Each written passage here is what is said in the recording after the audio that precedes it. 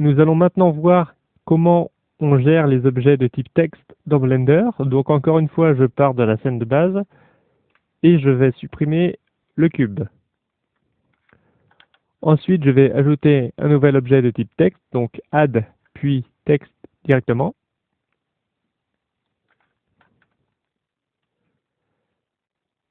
Et on va voir comment on va se servir de cet objet texte. Alors la première chose, c'est qu'on peut éditer le texte en passant en Edit Mode. On peut effacer avec la touche Backspace. On peut écrire dedans, par exemple si j'écris bonjour, voilà. On peut écrire dedans au niveau du curseur. Alors la gestion du curseur n'est pas interactive, hein, c'est-à-dire que si je bouge le curseur comme ceci, le curseur texte ne bouge pas, ça ne fait que déplacer le curseur 3D. Donc pour changer le curseur de place, il faudra plutôt utiliser les flèches gauche et droite. Alors c'est pas franchement pratique, mais c'est comme ça. Ensuite, au niveau des paramètres, vous allez voir qu'il y a beaucoup de paramètres en commun avec les courbes. En effet, Blender utilise les courbes de Bézier pour modéliser ces objets de type texte. Donc là, si je passe dans le contexte font, ici, F comme police, eh bien, j'ai ici les mêmes paramètres de résolution de base. J'ai ici le même paramètre extrusion pour extruder la forme. J'ai ici le même paramètre de bevel pour gérer le chanfrein. Donc on a les mêmes paramètres de base relatifs aux courbes.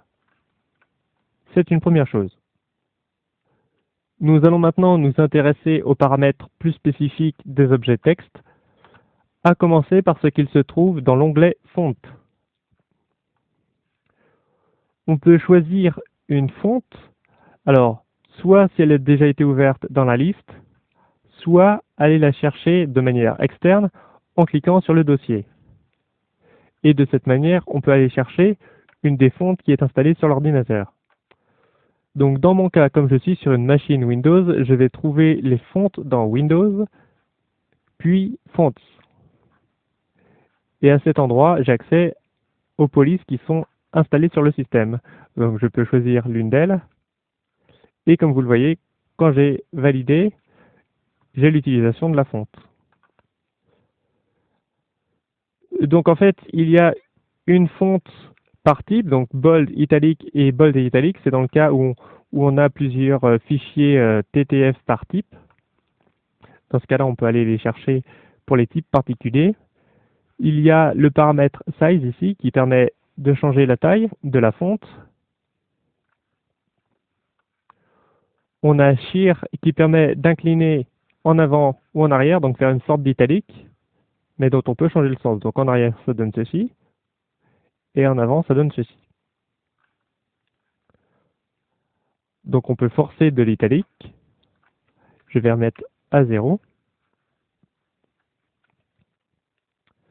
On peut se servir d'une courbe de Bézier pour déformer cet objet le long d'une courbe.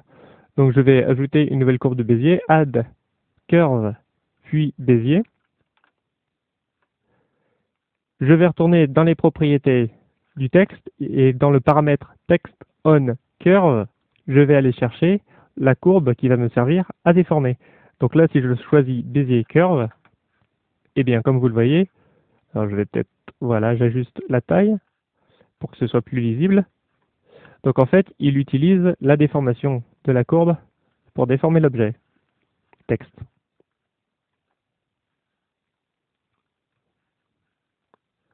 Si nous avons mis une police qui supporte le gras, l'italique et le souligné, on peut activer les options. Là, ce n'est pas le cas de la police que j'ai utilisée. En revanche, on peut forcer ici avec Small Caps. Donc dans le cas où vous avez des polices compatibles, l'activation de bold, italique, souligné ou bien forcer les minuscules sera activée. Ce n'est pas le cas de la police que j'ai utilisée ici. Option suivante, donc l'onglet paragraphe. Cet onglet permet de générer l'alignement grâce à Align ici.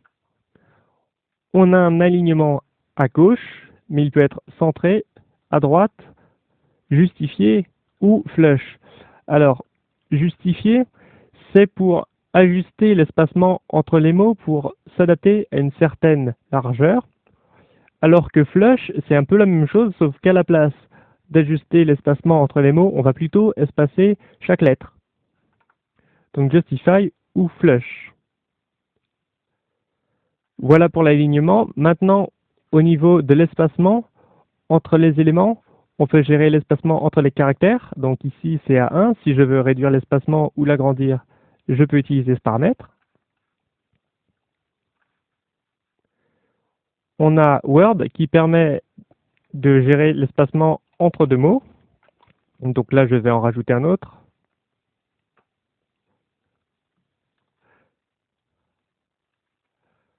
Donc là, j'ai mis Bonjour Blender.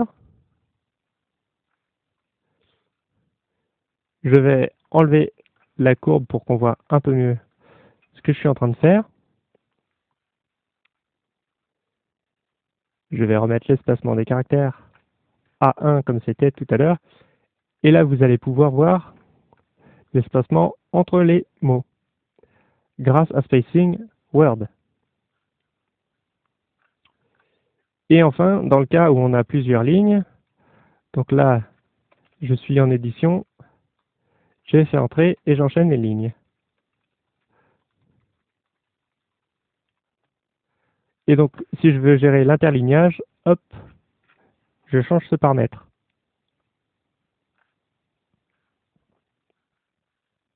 Enfin, on a accès à des boîtes de texte, c'est-à-dire qu'on peut gérer une mise en page un peu plus précise.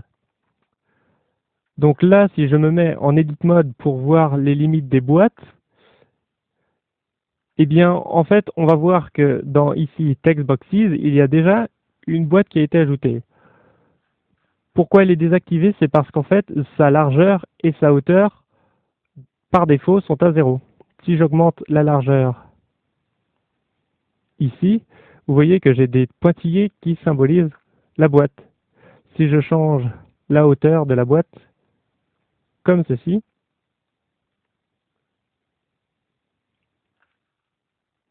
eh bien, de la même manière, je vais pouvoir changer la hauteur.